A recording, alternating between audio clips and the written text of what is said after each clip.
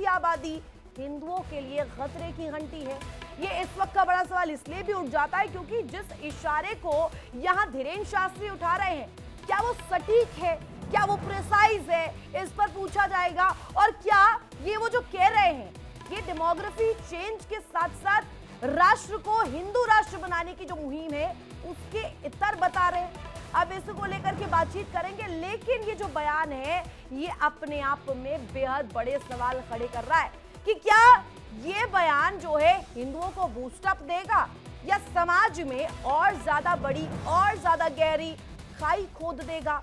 क्या ये जो बयान दे देना, सीधे सीधे कह देना कि अगर तिरंगे पर चांद आ जाएगा तो ना वर्मा बचेंगे, ना शर्मा बचेंगे, ना रविदास वाले बचेंगे, ना तुलसीदास वाले बचेंगे, इसके मायने क्या है?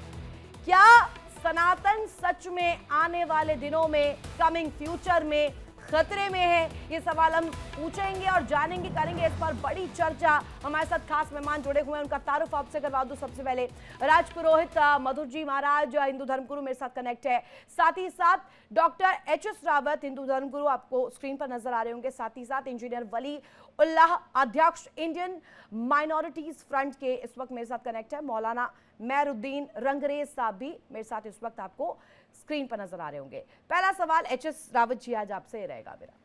ये जो बाबा कह रहे हैं, उन्होंने सीधे सीधे कहा कि अगर तिरंगे में चांद आएगा तो ना वो वर्मा वाले बचेंगे, ना शर्मा वाले बचेंगे, ना तुलसीदास वाले बचेंगे, यानी कि कोई तबका यहाँ पर अलग से नहीं इसका शिकार होगा। हर एक जो है व्यक्ति जो सनातन से ताल्लुक रखता है वो इसके शिकार में आएगा, वो इसके ट्रैप में आएगा। एंड वो दो कदम आगे गए, वो कहते हैं से नो टू कास्टवाद एंड ओनली यस टू राष्ट्रवाद। इससे क्या आप समझ रहे हैं? देखिए रितु जी, सबसे बड़ी बात यह है, कहा तो उन्होंने ठीक है, लेकिन सबसे बड़ी बात यह है कि 1000 वर्ष में तिरंगे के अंदर या भगवे के अंदर कभी चांद नहीं लगा। जब आताताइयों ने अपनी क्रूरता की हदें पार करती, उन्होंने तलवार के दम पे गर्दनें काट कर करके सिरों के ढेर लगा दिए तैमूर लंग जैसे लोगों ने, तो भी यहाँ पर चांद तारा ना लग पाया। हाँ, इतना जरूर है कि बाबरी मस्जिद को जब तोड़ा, बाबरी मस्जिद भगवान राम के मंदिर को तोड़ करके कुछ मस्जिदें जो बनाई जबरदस्ती, जो 50-100 मस्जिदें, बड़ी बड़ी मस्जिदें जो बनाई, उनमें चांद तारे की ईंट जरूर उन्होंने लगाने की कोशिश की, उन पर झंडे जरूर लगा दिए थे। लेकिन आज की डेट में संभव ही नहीं है। अब तो इस्लाम खत्म होने वाला है, अब तो चांद तारा खत्म हो रहा है। जो चीज का चांद तारा जो अमावस्या की तरफ जा रहा है, वहां कहाँ पॉसिबिलिटी है? तो इसलिए मुझे नहीं लगता आज की डेट में कुछ ऐसा हो पाएगा। सोशल मीडिया का जमाना है, अब तो बच्चा बच्चा को समझ आ गई है कि चांद तारे की कहानी क्या है, इस्लाम की कहानी क्या है। आप देखें ईरान के अंदर, यानी आप समझिए कि करीब 60% मस्जिदों पे ताले पड़ चुके हैं, वहां मस्जिदों में आग लगाई तो जा क्या रही है। प्रेजेंट में हिंदुओं की स्थिति ऐसी है क्या? मुझे ये जानने में दिलचस्पी है एच.एस. रावत जी, ये जो एक फ्यूचर पर्सपेक्टिव में, एक फ्यूचर अप्रोच को धीरेन्द्र शास्त्री रख रहे हैं, तो क्या अभी की स्थिति ऐसी है जिसका हवाला देते हुए फ्यूचर की चिंता उन्हें सता रही है? देखिए, हर आदमी का अपना एक व्यू होता है बोलने का। अभी हम्म। धीरेन्द्र शास्त्री को इतने अनुभव तो नहीं है कि वो कोई बहुत बड़े एस्ट्रोलॉजर नहीं है, बहुत बड़े ज्योतिषी नहीं है। वो अपनी, ठीक है, उनको पॉपुलैरिटी मिल रही है मीडिया के अंदर, वो कुछ भी बोल देते हैं, उस बात पे बहस चालू हो जाती है। लेकिन ऐसा कुछ भी नहीं है। देश बड़े सुरक्षित हाथों के अंदर है, प्रांत सारे सुरक्षित हाथों के अंदर हैं। मोदी जी हैं तो मुमकिन है। इसलिए और आगे भी आजकल जो वोटर है वो भी बहुत अवेयर हो चुका है, उनको पता है कि किस प्रकार से हमें जीना है और किस प्रकार से हिंदुत्व को बचाना है। आज हर आदमी इस बात को जानता है, हिंदू हो, मुसलमान हो, दलित हो, आदिवासी हो, सब अपने इस बात को समझ रहे हैं। ठीक है, वो एक अच्छा काम कर रहे हैं, जागृति कर रहे हैं, करनी चाहिए, जागृति ठीक करने है, में कोई रंगरेज सर हमारे साथ जुड़े हुए हैं। रंगरेज साहब, ये जो हम मुद्दा अभी देखते हैं, बाबा बागेश्वर का बयान, ये पहली दफा नहीं है। इससे पहले हिंदू राष्ट्र को लेकर उन्होंने कई दफा कहा है, और अभी वाला ये जो बयान है, मैं चाहती हूँ सबसे पहले आप ओपनिंग कमेंट दीजिए, इस बयान से आप क्या समझ रहे हैं? देखिए, इस तरह के 2014 के बाद से एक बाढ़ आ गई है ढोंगी और पाखंडी बाबाओं की, जो लगातार इस तरीके की वाकया करके, बातें करके अपनी टीआरपी हासिल करना चाहते हैं, अपने आप को लोगों की नज़रों में जनवाना चाहते हैं कि हम मुसलमानों के खिलाफ कितना ज़्यादा ज़हर घोल सकते हैं, कितनी ज़्यादा इस्लामोफोबिया बढ़ा सकते हैं। तो इस तरीके के बाबाओं की बातों को हिंदू धर्म के जितने भी लोग मानने वाले हैं, सनातन धर्म के मानने वाले हैं, वो इन ढोंगी और पाखंडी बाबाओं की बातों में नहीं आने वाले हैं। हम्म। अब राजपुरोहित जी से इस पर ही जान लेती हूँ। राजपुरोहित जी, वो कह रहे हैं कि जानबूझकर कर रहे हैं आप लोग, महज फॉलोअर्स के लिए, महज पब्लिक अपीयरेंस के लिए, पब्लिक लाइट के लिए। जो विषम परिस्थितियां आज देखने को मिल रही हैं समाज में, वो कहीं ना कहीं धारणाएं एक अलग दिशा में ले जा रही हैं लोगों को। सनातन की जो मानने वाली एक जनमानस, एक जो रीढ़ है, जो हमारी जनता जनार्दन है, अगर उसे देखा जाए तो विगत लंबे काल से, लंबे चक्रों से, कुचक्रों से वो कहीं ना कहीं मजारों में जाकर के फंसी हुई थी। आपने ये ध्यान दिया होगा कि हमारे बहुत सारे ऐसे हिंदू परिवार, बहुत सारी ऐसी हिंदू माताएं जो आस्था का एक बहुत बड़ी शिकार बन करके बैठी हुई थी, जो तमाम मजारों पर जाकर के चादरें चढ़ाती थी। लेकिन आज सनातन में यदि कोई प्रचारक निकल करके सनातन के परचम को लहरा करके और हिंदू को जन जागृति को एक तरफ ले जाने का काम कर रहा है, तो बहुत बहुत साधुवाद है। और हमें लगता है कि इसमें ज्योतिषी या फिर बहुत बड़े एस्ट्रोलॉजर इन सब तमाम प्रकार की धारणाओं को दरकिनार करते हुए अगर धर्म के रास्ते को अपना करके व्यक्ति को एक सूत्र में लाने का प्रयास किया जा रहा है, तो यहाँ ज्योतिषी और धर्मगुरु और एस्ट्रोलॉजर की जरूरत ही नहीं है। यहाँ केवल सनातन की रक्षा की बात हो रही है, और सनातन के रक्षार्थ है तो अगर अभी कोई क्या भी व्यक्ति अभी निकल रक्षा रहा नहीं हो पा रही है और क्या? अपनी अभी धारणाओं को खतरा है क्या पुरोहित साहब? तोड़ने की बात कर रहा है, अभी प्रेजेंट की बताइए ना। ठीक है, आप फ्यूचर पर्सपेक्टिव पर सोच रहे हैं, पर अभी क्या खतरा है? नहीं, असल में हमारे धर्मगुरु भी और उधर मौलाना साहब दोनों लोग एक ही प्रश्न में आ गए ना। उन दोनों लोगों ने कहा कि अपनी टीआरपी के लिए। तो मैं आपको स्पष्ट कर देना चाहता हूं आपके चैनल के माध्यम से, कोई व्यक्ति टीआरपी के लिए काम नहीं करता है। काम इसलिए करता है कि उसको सनातन की चिंता है, उसको अपने परिवारों की चिंता है। वर्तमान समय में जिस प्रकार से बंगाल में, बांग्लादेश में जिस प्रकार से हिंदुओं की निर्ममता से हत्या कर दी जाती है, बहन बेटियों की अस्मिता को लूटा जाता है, अगर ऐसे में अपने हिंदू जनमानस को नहीं जगाया जाएगा तो यकीनन कहीं ना कहीं हम सब खतरे में हैं। जी रंगरेज साहब, आपको जवाब मिला ये जो आपने कहा कि बयानबाजी देकर के ये बाबाओं का खेल है, आपने इस तरीके से कोट एंड कोट कहा।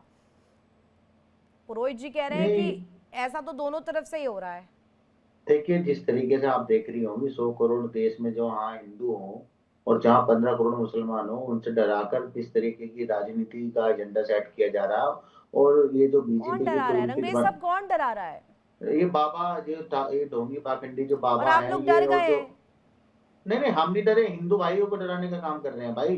अच्छा, क्या करेंगे आप? सुनती क्यों नहीं है आप पूरी बात? सुनाइए ना प्लीज, पूरी बात मैं सुनाइए। बता रहा हूँ ना, कंफ्यूजन हुई आपकी बात में, मैंने पूछ लिया, उसमें क्या दिक्कत है? कंफ्यूजन हुआ ना, पूरा दूर हाँ, कर मैंने देता हूँ। पूछ लिया। हमारे हिंदू भाइयों को डराकर मुसलमानों से उनकी जनसंख्या का बढ़ा करके उनकी जनसंख्या बढ़ जाएगी, 40 बच्चे हो जाएंगे, ये वाहियात बातें करके ढोंगी पाखंडी बाबा जो इस तरीके के हैं और जो लगातार इस्लामोफोबिया जिनके दिल दिमाग में है, जो लगातार मुसलमानों को निशाना बनाते हैं, ये मुसलमानों को जहां से इनको पोषण मिलता है, जिस जिस कम्युनिटी से ये बिलोंग करते हैं, जहां से दाढ़ी और टोपी निकल करके आती है, जिस समाज में छांगुर जैसे लोग छोटी छोटी बच्चियों के साथ अपराध करते हैं, ये उस कम्युनिटी से ना जाने आपकी कम्युनिटी के शर्म नहीं आती, लज्जा से डूब मरो। आपको यह सोचना होगा, जो सनातन की, जो राष्ट्र की, जो समरसता की बात करता है, जो हिंदू बहन बेटियों को ही नहीं अपितु सारे धर्मों की बहन बेटियों को रक्षार्थ बात करता है, जो सनातन सबको एक भाव से लेकर के चलने की बात करता है, आप उसे ढोंगी और पाखंडी का रूप देते हैं। आप भी कहीं ना कहीं हिंदू हैं। आप अपने पूर्वजों को जिस समय खंगालने का काम करेंगे, आप भी जिस समय अपने अस्तित्व को जानने का प्रयास करेंगे, आपको भी बातें समझ में आ जाएंगी कि आप हिंदू हैं, मुस्लिम हैं। इस तरह की अनैतिक वार्ता, इस तरह की अनैतिक शब्दों का प्रयोग, मैं इस पर आपत्ति जताता हूं। बिल्कुल बर्दाश्त नहीं है। जो सनातन की मर्यादा है, जो सनातन की अखंडता है, समाज को एक साथ पिरोने में, समरसता को एक साथ लेकर के चलने में, जातिवाद को खत्म करने में, एक धर्म, सत्य सनातन धर्म जो सबको रक्षार्थ का कार्य करता है, सबको शक्ति प्रदान करता है, हम उसी दिशा में चलने का कार्य करते हैं। इंजीनियर वली मेरे साथ कनेक्ट है, ओपनिंग कमेंट उनसे लेना चाहूंगी। इससे मैं कनेक्ट करूंगी योगी आदित्यनाथ के उस बयान से जिसमें उन्होंने कहा था कि बटेंगे तो कटेंगे। उनका मैसेज ये था कि अगर कास्टों में, जातियों में बटेंगे तो हश्र बुरा होगा। अब यहाँ पर बाबा बागेश्वर कह रहे हैं अगर चांद आ जाएगा तिरंगे पर तो सनातन खतरे में आ जाएगा। इससे आप क्या समझ रहे हैं वली साहब? अभी क्या है, अभी तो अशोक चक्र है। हेलो जी, अभी तिरंगे में क्या है? अशोक चक्र है ना। शिव जी का चांद तो है नहीं उसमें। आपने शिव जी के उस पे देखा हो केशों में चांद, चंद्र होता है, तो चंद्र निशान तो है नहीं। उसमें अशोक का चक्र है। हम्म, तो अशोक का जो चक्र है वो बौद्ध धर्म के लिए प्रचार के लिए था। उन्होंने 84,000 बौद्ध स्तूप बनाए थे। वो किनके कब्जे में है? वो उसमें मंदिर बने हुए हैं कि मस्जिद बने हुए हैं?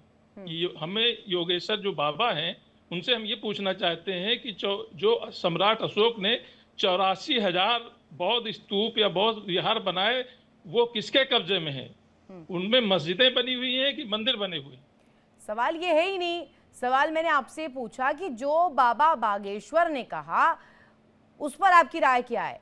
चांद वहां पर आ जाता है मजहबी तौर पर, क्या अगर मैं कहूं तिरंगे में चांद एक इंटीग्रल पार्ट बन जाता है तो सनातन खतरे में होगा क्या? है तो क्या पूरा बौद्ध का हो गया क्या? ये देश बौद्ध राष्ट्र हो गया क्या? वहां तो बौद्ध का वो लगा हुआ है, निशान बौद्ध का है। और इसे तो क्या बौद्ध राष्ट्र हो गया क्या? नहीं, मुझे इस पे चाहिए, आप ब्रीफ कीजिए प्लीज। शिव जी से कैसे कनेक्ट करा आपने? नहीं, चांद पे बता रहे हैं। चांद तो शिव जी के केसों पे लगा है, तो शिव जी का निशान है चांद। इस्लाम से कैसे जोड़ रहे हैं ये? पाकिस्तान के झंडे में भी चांद है। आपके इनको ज्ञान नहीं है कुछ, वो सारी चीज को मुसलमानों से जोड़ते हैं। एच.एस. रावत जी ने जवाब। मंडल अभी यूजीसी का इशू चल रहा है, ओबीसी को उसमें शामिल कर लिया है। बवेला बचाए हुए सनातनी अरे उसमें क्या हिंदू नहीं है? ओबीसी हिंदू नहीं है? अभी यूजीसी के गाइडलाइन में SC ST के साथ ओबीसी को शामिल किया गया है। ओबीसी को या हिंदू नहीं समझते? इंजीनियर साहब, आपने ये कहा आपने ये कहा कि जो बौद्ध राष्ट्र हो गया, उस समय क्या था? तो उस समय तो इस्लाम था भी नहीं। आपको क्या पता बौद्ध राष्ट्र हुआ कि नहीं हुआ? उस समय क्या था बौद्धों की अभी की स्थिति? बात कर रहे हैं, अभी की बात कर रहे हैं। नहीं, अगर अशोक का चक्र लगा है तो बौद्ध राष्ट्र हो गया क्या? बात का जवाब दीजिए इंजीनियर साहब। पहले आपने ये कहा कि जितने भी स्तूप थे उन सबको मंदिरों में कन्वर्ट कर दिया, तो आपको क्या पता उस समय? आप तो इस्लाम था ही नहीं उस समय, तो आप कैसे कह सकते हैं मस्जिद बन जाएगी वहां पर? कहता मस्जिद थोड़ी बनती वहां पर, तो वो इस्लाम था ही नहीं। इस्लाम तो 40 वर्ष पहले आया है ना? आप उन बातों को क्यों करते हो जिनके बारे में आइडिया, जिनको आइडिया नहीं? मैं ये कहूँ कि भाई आप 200 वर्ष पहले आप हिंदू थे, आपके दादा परदादा, आपका नाम भी कहीं ना कहीं रावती रहा होगा, राणा रहा होगा, खोकर रहा होगा, राजपूत रहा होगा, चौहान रहा होगा। अभी भी तो लिख ही रहे हैं ना आप कहीं ना कहीं। तो आपका तो वजूद ही नहीं था। आप तो अभी 200 वर्ष पहले पैदा हुए हैं और बात कर रहे हैं आप 2,500 वर्ष पहले की, तो उसका तो कोई औचित्य नहीं बनता ना। सुनिए तो हमारी बात सुनिए। इसलिए जो धीरेन्द्र शास्त्री है उसका कहने का मतलब यह है कि भैया अगर चांद तारा आता है यानी कहीं कन्वर्जन होता है, जैसे कि आप पाकिस्तान के अंदर चांद तारा आ गया, बांग्लादेश के अंदर आ गया, अफगानिस्तान में आ गया, तो उसमें उन्होंने ये कहा है कि हिंदू का वजूद खत्म हो जाएगा। वहां पर हिंदू का वजूद खत्म हुआ ना पाकिस्तान में, अफगानिस्तान में खत्म हुआ ना पूरे पूरा, जम्मू कश्मीर में हिंदू का वजूद खत्म हो गया, बांग्लादेश में बुरा हाल है, वहां भी हिंदू का वजूद खत्म। तो उन्होंने ये कहा था कि भैया किसी भी तरीके से आप कोशिश करिए कि सब मिल करके रहें। जिस दिन हिंदू राष्ट्र घोषित होगा देश, हम सबसे पहले मुबारकबाद देंगे। ये देश अघोषित ब्राह्मण राष्ट्र है। आजादी के बाद देश को अघोषित ब्राह्मण राष्ट्र बना दिया गया। जिस दिन हिंदू राष्ट्र घोषित होगा हम सबसे पहले मुबारकबाद। आप बताओ ना कैसे बना दिया? आपके बोलने से हो जाएगा? आप बताओ, एक आध उदाहरण दो ना, कैसे ब्राह्मणवाद बना हुआ, कैसे ब्राह्मण? हर सामरिक पद देख लीजिए। नहीं, एक मिनट वली साहब, एक मिनट मुझे ये बताइए, आपने कहा बड़े बड़े जिक्र यहाँ पे आपने किए, मुझे एक लाइन में बता दीजिए, क्या डेमोग्राफी चेंज आज की सच्चाई नहीं है? ये सत्य नहीं है कि अभी किस तरीके से रेशियो बढ़ रहा है? और जो तकरीरें दी जाती है मौलवियों द्वारा कि 1 नहीं 4 नहीं 15 बच्चे पैदा करो, ये सच्चाई नहीं है क्या आज की? नहीं, अभी तो ये सनातनी जो है वो कहते हैं कितने बच्चे पैदा करो, ज्यादा करो, ये खुद वो कर रहे हैं। भाई बच्चे अरे क्या आप पैदा लोगों कर रहे ने हैं? शुरुआत की है ना, शुरुआत तो आप लोग खाई पैदा करते हैं, उसके बाद जाता है वहां पर। नहीं इंजीनियर साहब, कौन 100 रानियां रहती थी यहाँ पे? नहीं करते, सुनिए, अगर आप नहीं करते हो, जनसंख्या नियंत्रण बिल अगर पार्लियामेंट में आ जाए तो आपके मौलाना क्यों चिल्लाते हैं? क्यों बोलते हैं कि बच्चे पैदा करना अल्लाह की देन है, अल्लाह खिलाएगा?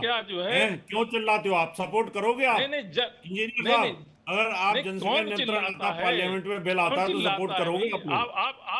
आप खत्म कर दो ना देश के। कुल मिलाकर वली साहब, एक मिनट वली साहब, आप जनता को वली साहब मुझे आप इस बात का जवाब दीजिए, जो रेशियो बदल रहा है हिंदुओं और मुसलमानों के बीच, मैं सिर्फ 2 धर्म अभी रख रही हूँ, और भी धर्म है, मैं 1 मिनट सुन तो लीजिएगा, सवाल तो सुनने का मादा रखिए पहले। अरे वली साहब रुकिए जरा, मुझे बताइए ये जो डेमोग्राफी चेंज हो रहा है, ये डेमोग्राफी सच्चाई नहीं है कि आज की तारीख की? धर्मांतरण क्या सच्चाई नहीं है? छांगुर कनेक्शन जैसा है क्या वो सत्य नहीं है?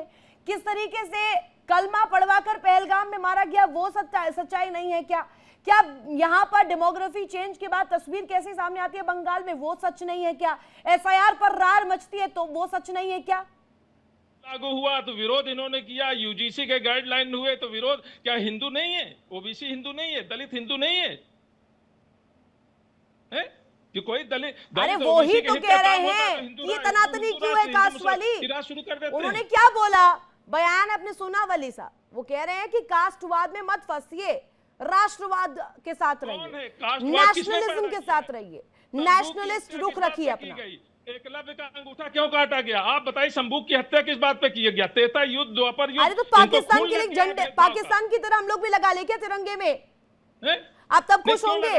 नहीं मुझे बताइए, पाकिस्तान जैसे लगा के चल रहा है, पाकिस्तान में जो कुछ हो रहा है वो भी आप करा लेते हैं, बोलिए। खाली करवाइए, आप बौद्ध स्तूपों को खाली कराइए, अशोक का चक्र लगा हुआ है, चांद कौन कह रहा है? इस्लामिक बन जाए, कंट्री इस्लामिक बन जाए। चांद भाई क्यों चांद लगेगा भाई? अशोक चक्र लगा हुआ, चांद क्यों लग जाएगा वहां पे? क्यों डरा रहे हैं हिंदुओं को? ये 82% हिंदुओं को क्यों डरपोक बना रहे हैं?